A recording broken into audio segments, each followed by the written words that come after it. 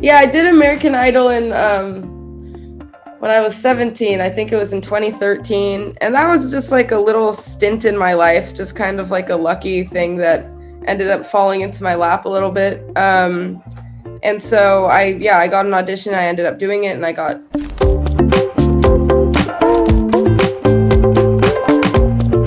Hi, Remi, how are you? Hi, I'm doing well. How about you? Doing good.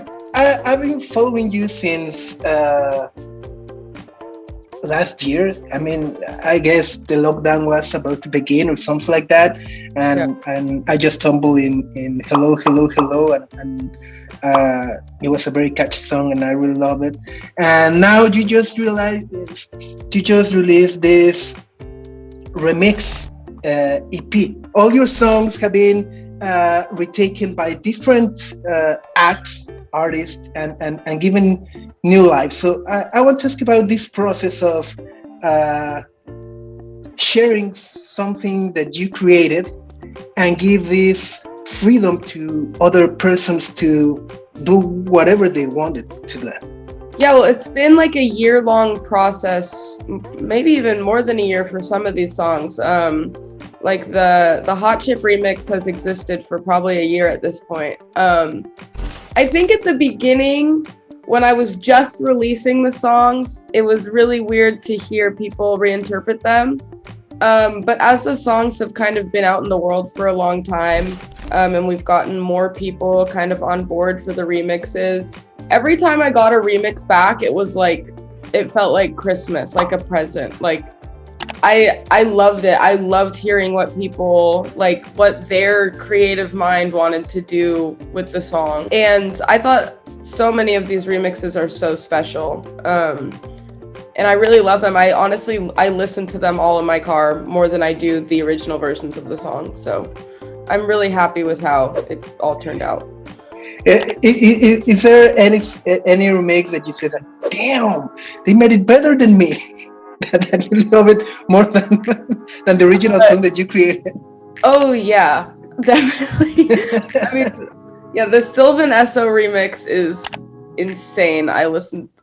They did so well. I love what they did with that song. The first time I heard it, I cried. I mean, I've been a huge fan of Beck for like my entire life, so it was just a big moment for me in general, but it's so sick what he did with it. Yeah, it's crazy. Remixes are what a wild beast.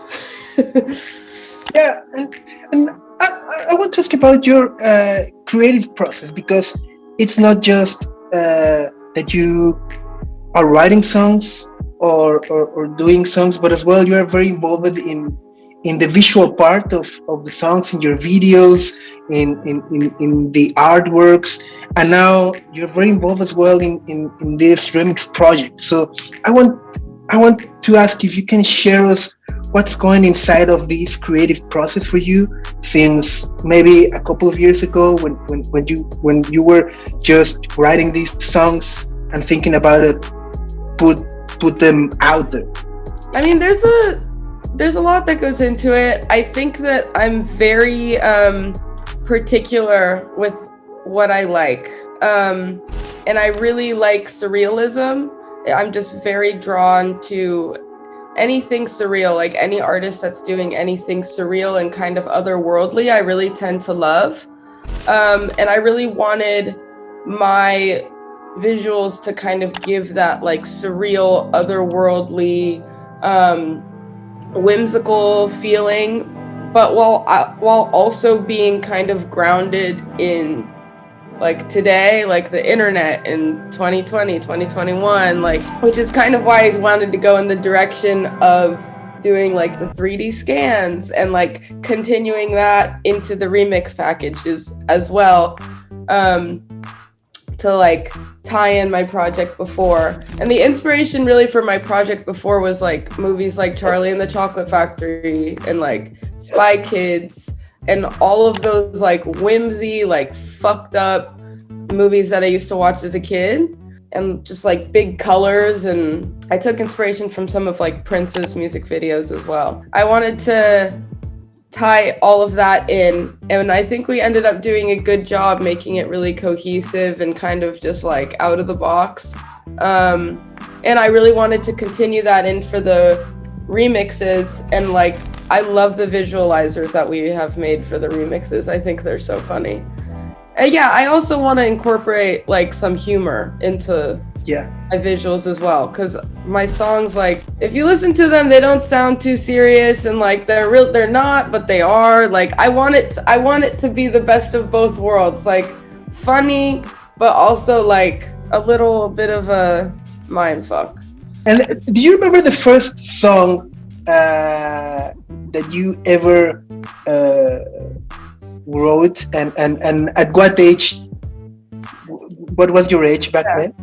Yeah, the first song I ever wrote, I actually wrote it with a friend of mine. We used to be in a band together.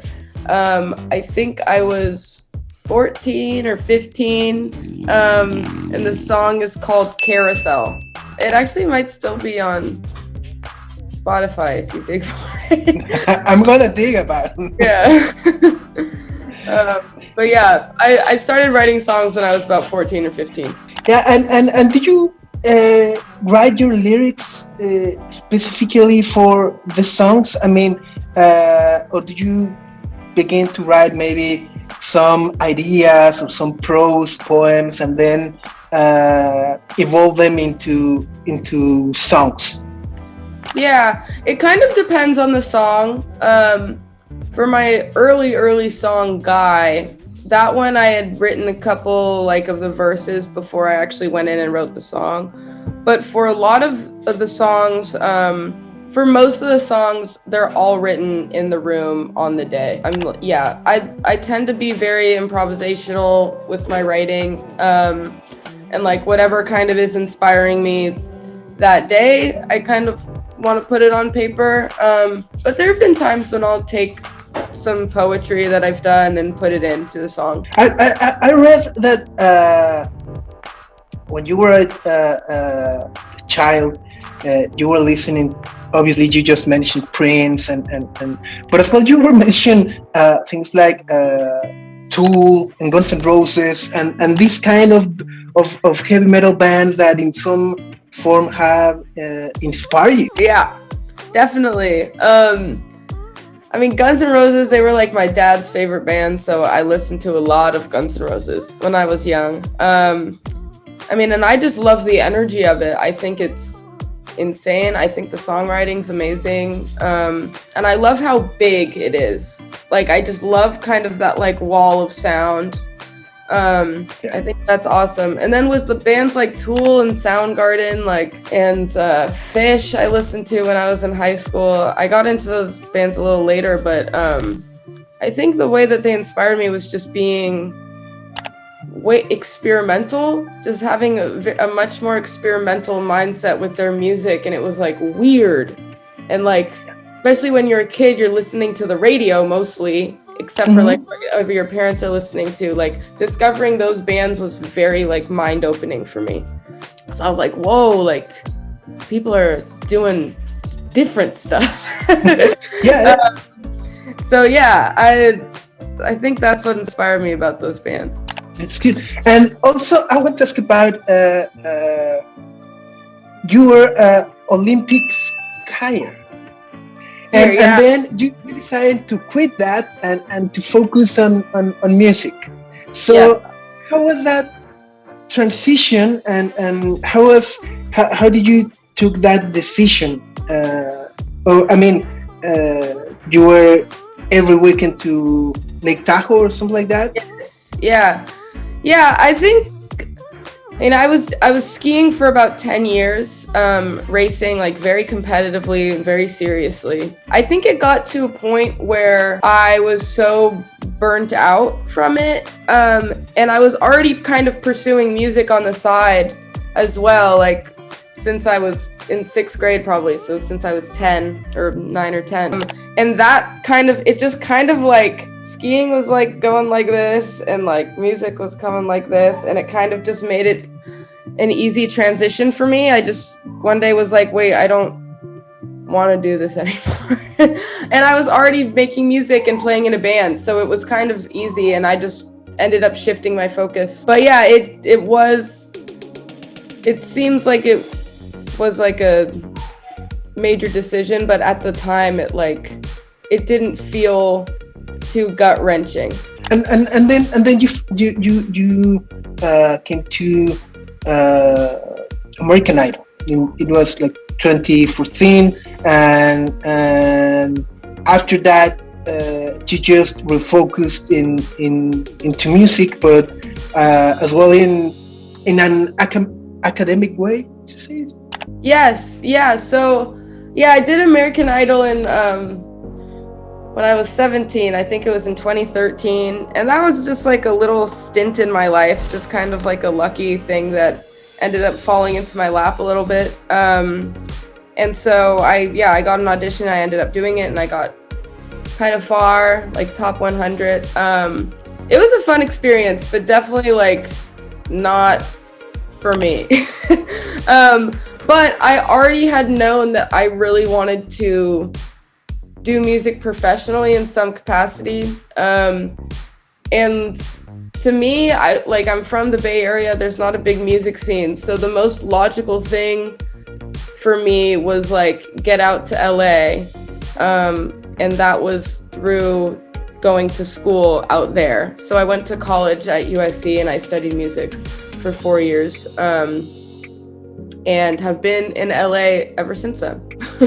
That's great. And and I wanted to ask you about that, because maybe a lot of people can sense that, it has been very easy for her. Of course, it was an American Idol, and I just want to put the focus on the other side and said, hey, that was a few years ago, but after that she went and do the academic stuff and being really involved with the music in a very different ways. And I think it has a very important value for me. So congrats on that.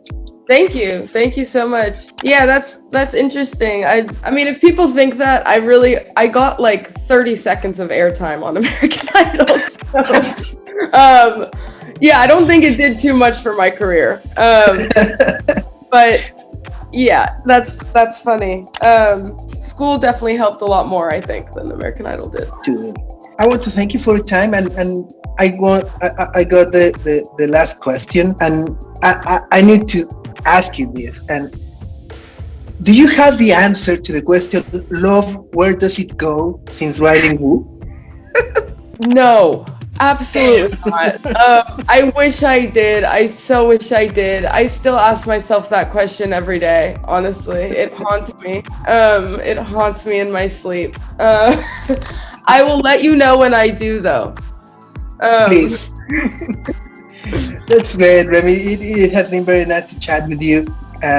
Hope to see you soon in Mexico, and congratulations again for everything you have. So much. Yeah, thanks for taking. Take care. See you soon.